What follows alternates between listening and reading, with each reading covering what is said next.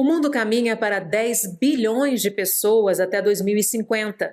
Para alimentar tanta gente, será preciso dobrar a produção global de proteína.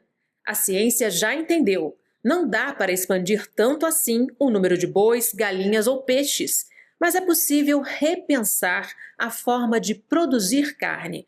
O futuro da alimentação pode estar dentro de um laboratório. E quando se trata de peixe, o trabalho é de uma equipe brasileira. A proposta é substituir a pesca predatória pela ciência. Pesquisadores da Sustinere Pisces estão cultivando carne de robalo, garoupa e linguado a partir de células dos próprios peixes.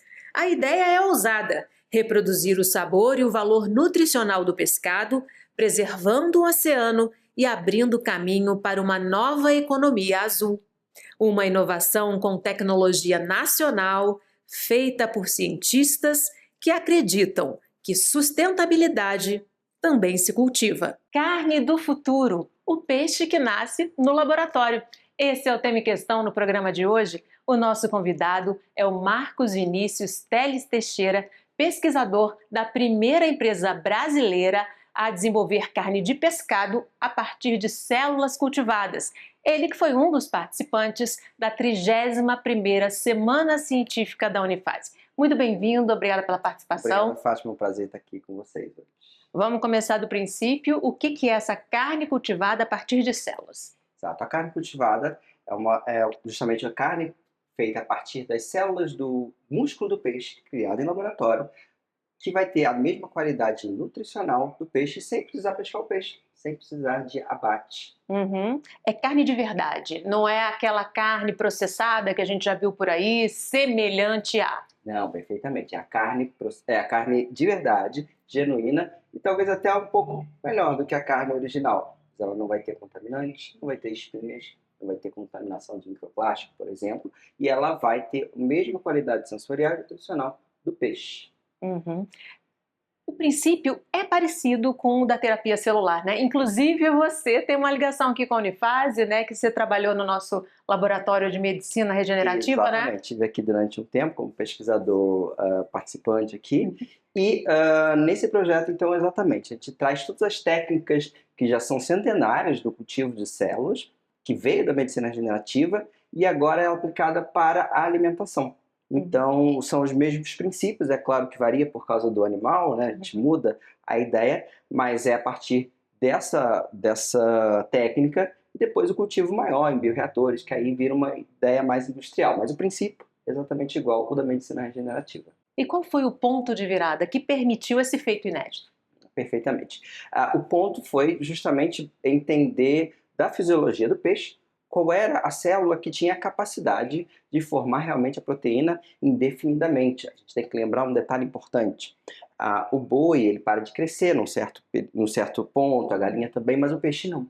O peixe ele cresce indefinidamente. Então aquela história de pescador que a gente fala que conseguiu pescar um peixe enorme, é verdade. Se o peixe não for caçado, ele continua crescendo indefinidamente. E a célula do peixe mantém essa mesma característica. Então, conseguir essa célula que cresce indefinidamente é o que nos permite trazer essa proteína, esse músculo, numa qualidade industrial. Esse foi, então, um desafio à parte, né? Com certeza. Foi o maior desafio de encontrar a célula certa e que ela ainda tem a capacidade de se transformar, de fato, no músculo no final do processo. E como é que vocês conseguiram reproduzir as condições naturais? Perfeitamente.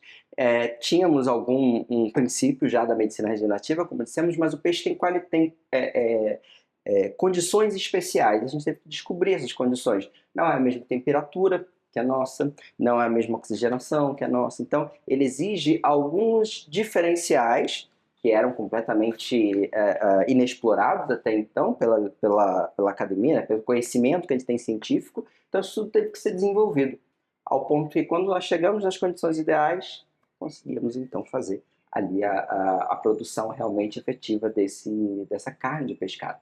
E vocês já realizaram testes com as pessoas, né?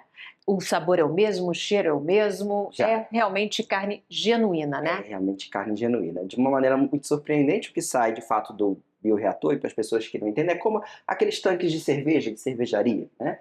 Então a gente começa pequenininho e vai escalando numa quantidade grande. E então ele vai sair uma massa. né? Uma massa que seria como uma carne de peixe moidinha, bem moidinha, né? Quando ele sai do bioreator, ele tem cheiro de peixe, porque ele conserva a essência das gorduras que tem no peixe, de tudo. Então ele tem já o cheiro do peixe. Então, quando foi para fazer, de fato, a primeira experimentação foi um bolinho de carne cultivada. Esse bolinho o ingrediente dele é como fazer um bolinho de bacalhau, por exemplo. Então só se usou outras, como batata, alguma coisa para complementar e dar textura, mas não foi necessário colocar nenhum aditivo para dar sabor, nem nada. Ele já tinha o sabor do próprio peixe. Isso de uma maneira muito curiosa, que também nos surpreendeu. Vocês esperavam que pudesse ter, pelo processo, alguma mudança e não teve mudança? Exatamente. Não só não teve mudança, nós esperávamos que ele tivesse a essência realmente o cheiro de marisia, vamos dizer assim. De fato ele tinha. E eu lembro que eu e minha colega Camila, que é pesquisadora junto comigo nessa empreitada, nós pensamos, né, temos que provar primeiro antes de todo mundo, né? Se não der certo, não der certo conosco, já que nós criamos. E foi bacana porque ele realmente tinha essa surpresa de ter a essência do peixe, quando ninguém falava ainda que isso de fato era. Hoje já se sabe que também é de porco cultivada, tem outros animais também, não trabalhamos com eles, mas existem. Eles também carregam a essência.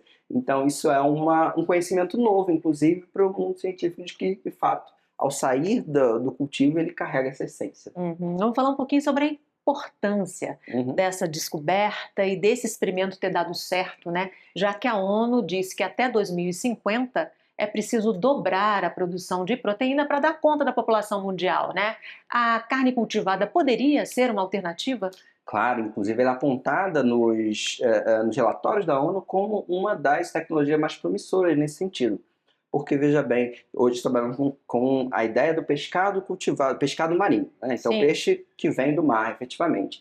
Então, como comer essa carne lá em Mato Grosso ou em Rondônia, então, para ter esse acesso a esse peixe fresco, é possível fazer isso, então, a partir desses bioreatores. E a gente sabe que a quantidade de pesca está quase no limite, a gente não consegue pescar mais peixe, né? Então, como é que a gente consegue suprir essa demanda crescente de pessoas, né? Como é que essa tecnologia vai representar um pouco da nova revolução dos alimentos, né? A gente consegue produzir alimento na escala para alimentar esses 9 milhões de pessoas que vão aqui agora até 2050. Então, de fato, produzir em qualquer parte independente do mar. E tem uma questão ambiental no caso do peixe também, que é reduzir a pesca predatória e a contaminação dos oceanos, né? Perfeitamente. Então, é um trabalho muito interessante porque ele tem esses dois vieses, que são justamente, enquanto você cria alternativas, e por isso a gente chama de proteínas alternativas, tá? Você, de alguma maneira, está evitando que a pesca seja demasiada. Então é importante para que dê tempo da população natural dos peixes se reconstituírem, efetivamente. A gente tem, por exemplo, peixes como a garoupa, que é um dos peixes que a Sustinere tem a sua linhagem celular guardadinha, que para quem não sabe, a garoupa é o peixe da nota de R$100, né?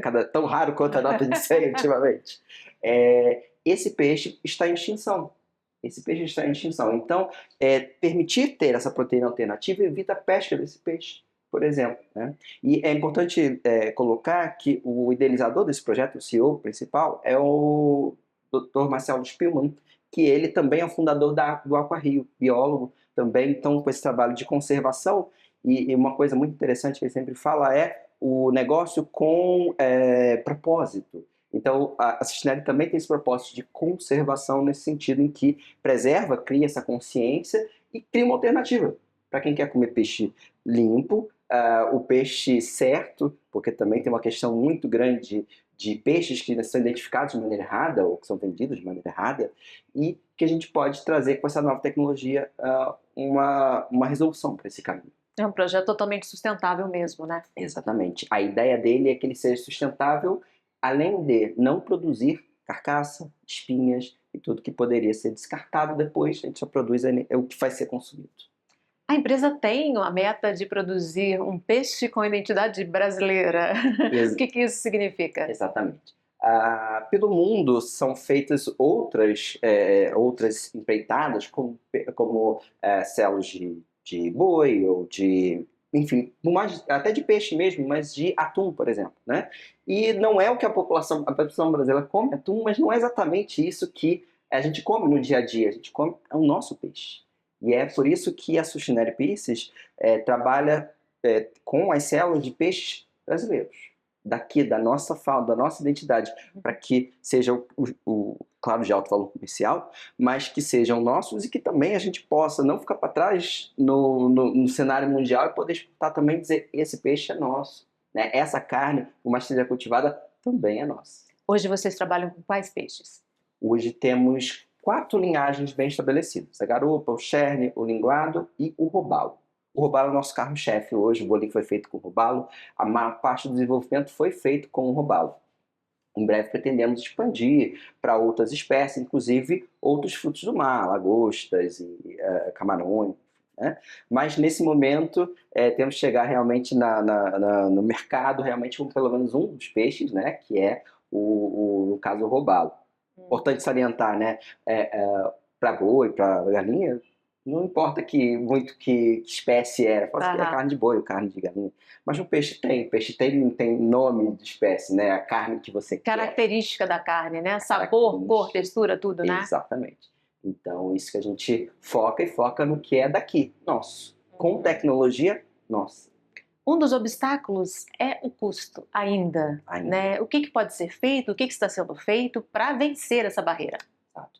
Então, hoje, como a gente falou, no cultivo celular ele vem da medicina regenerativa, que não importa muito o preço, né? É possível porque no futuro é um remédio, né? Um pagável nesse sentido. O alimento não, o alimento tem que ser barato e acessível. Hoje ainda é realmente caro, custa bem caro, e o que a gente tenta fazer é que o líquido que sustenta essas células, né, que alimenta elas, que baixe o preço. Então a gente está buscando alternativas, como alternativas vindas de soja, por exemplo, ou outros cereais que possam suprir essa demanda para fazer as nossas células crescerem de uma maneira mais efetiva. Mas é claro que a escala também vai baratear esse custo. Que passos são necessários para permitir a produção, então, em escala comercial? Bom, primeiro, nós ainda precisamos baratear o custo, fazer, de fato, montar nossa planta piloto. Isso exige, claro, ainda um custo muito grande, e que nosso investimento hoje é 100% privado. Inclusive, a empresa conseguiu fazer um feito que foi conseguir dinheiro de investimento, de risco, através de um crowdfunding, que é na Bolsa de Valores mesmo, e fomos a startup que conseguiu o maior valor, recorde de valor no Brasil, quase 9 milhões de reais para alavancar essa produção. Então, uma vez que a gente chegue à fórmula um pouco mais barata, a gente consegue ter um produto padronizado, né? E a partir daí vem outros trâmites até chegar no mercado. Mas o que a gente precisa hoje é baratear o custo dessa tecnologia, porque a gente já mostrou que é possível com aquele bolinho. E a regulamentação dessa carne cultivada junto à Anvisa, junto aos órgãos? Bom, então esse é o próximo passo. A partir do momento que tenhamos nossa planta piloto, a gente pode, então, requerer à Anvisa que ela regulamente o alimento como novo alimento, né? Foi o caminho do whey protein, por exemplo, tá? Então, a gente atesta a segurança dele, mostra os testes todos, que ele é seguro para o consumo, e aí a Anvisa vai aprovar ele como produto e o mapa as instalações de produção, né? E uma vez estando essa produção, a gente entra no mercado. Países como Singapura e Estados Unidos já liberaram a venda de carne cultivada. Quando que você acredita que isso vai virar realidade aqui no Brasil? Na verdade, estamos até bem avançados. Já temos, por exemplo, uma legislação da Anvisa que permite. Então, uma vez que o dossiê for submetido, a Anvisa ateste e diga que está ok, ele de fato pode entrar no mercado. Em muitos países isso ainda não acontece, não existe sequer legislação, ou existem proibições. Muitos países, de fato, proibiram a carne cultivada, que é um erro porque é inerente. Se a gente aqui pensar em fazer isso, a gente vai ficar para trás. A gente vai deixar de ter esse papel produtor. A gente quer manter o nosso papel do Brasil como produtor de alimento, mas com tecnologia. E isso pode ser fruto também de desconhecimento, né? Já que, na verdade, vocês estão usando a célula do peixe, né? O próprio peixe. Não é uma mudança, né? Vocês não estão mudando o DNA, não estão mudando nada, né? Exatamente. Então, não é uma mudança, como você comentou. Tem muitos setores que olham com certo receio, mas ainda precisam entender que a gente não está competindo com o setor pesqueiro, por exemplo, a gente está complementando mesmo, ou mesmo com o setor de proteínas. O agro vai fazer tão parte disso, por exemplo, produzindo meios mais baratos, para que a gente possa produzir esse alimento. Então, é uma tendência que já, como você comentou, em Singapura já há, e em breve a gente vai ter aqui não só a Sushineb, tem outras empresas aqui no Brasil, inclusive grandes, já do agro, que estão de olho nessa tecnologia e também montando seus laboratórios para oferecer. E a hora é agora. O Brasil, inclusive, está saindo muito na frente nessa perspectiva do cenário mundial. Essa tecnologia ela conversa muito também com o público vegano, o público vegetariano, por não envolver sofrimento animal, né? Sem dúvida. É claro que cada pessoa tem a sua peculiaridade, o que ela entende como ética ou não, mas sem dúvida não é o nosso público necessariamente este, mas a gente deseja incluir, sim, porque a gente entende que a gente conversa muito bem com essa causa. Porque o peixe ele foi pescado, sim, mas uma única vez. A partir de um pedacinho de um robalo eu faço um cardume, ou muito mais do que um cardume. Então, não vou precisar mais pescar esse peixe. É importante o pessoal de casa saber disso, né? Quando a gente pega o peixe para colher essa célula, eu não preciso mais pescar esse peixe, em teoria, nunca mais. As células ficam guardadinhas, criopreservadas ali no nitrogênio, sem data de validade para ela, né, estragar. Então, eu posso fazer esse processo várias e várias vezes a partir de um único peixe. Essa é a grande vantagem. Então, claro, todas as mortes dos animais, infelizmente, não pode fazer um curativo e devolvê-lo, mas são feitos de maneira ética para obter essas células, e aí a gente tem, então, a carne ali já disponível ali para a gente não precisar ficar pescando a todo momento. Vocês conseguiram agora recentemente uma parceria com um gigante do mercado do pescado, né? Claro, a Frescato é uma parceira nossa, e é muito importante ela também estrategicamente, porque ela é a maior distribuidora hoje de frutos do mar, né, nas gôndolas de mercado em todo o Brasil. Então ela vai ser, sem dúvida, a nossa primeira parceira, e é por ela que a gente imagina entrar no mercado. Então, a parceria, sem dúvida, das mais importantes. E agora, para finalizar, como é que você imagina o nosso cardápio do futuro? Daqui a 20 anos, os peixes do mar convivendo com peixes cultivados, como é que é? Sem dúvida, a gente vai poder escolher no prato ter o peixe cultivado, ou até mesmo também ter ainda assim o peixe pescado, como a gente, né, no natural. Mas a gente vai poder escolher ele. Claro que cada um vai ter suas vantagens e desvantagens, né? Mas vai ser cada vez mais comum no prato do brasileiro com o tempo. Por mais que agora pareça certa estranheza, isso vai de fato se tornar mais comum, mas como a gente falou, nós estamos tentando ser uma alternativa para complementar, de maneira nenhuma substituir. Né? Nós estamos agregando sempre ao mercado da alimentação do brasileiro, do mundo, né? Para que a gente tenha aí, não tenha fome no mundo, apesar da crescente massa de população. E mantendo, né, as populações naturais dos peixes, dos oceanos. Sem dúvida, porque é importante a gente lembrar disso, que o oceano a gente não vê o que está embaixo. É fácil a gente ver a floresta que está sendo desmatada, mas o oceano, você não vê o que tem embaixo. E esse trabalho é muito importante, tanto da clave de conservação, de consciência e de alternativas, para que a gente continue podendo comer o peixe que o brasileiro gosta de comer, mas sem degradar os mares, ou até de uma maneira um pouco mais saudável. Ok, infelizmente o nosso tempo terminou. Agradeço muitíssimo a sua participação, Muito obrigado, Marcos. eu que agradeço, foi um grande prazer. E a gente tem um encontro marcado no próximo Questão. Espero você, até lá!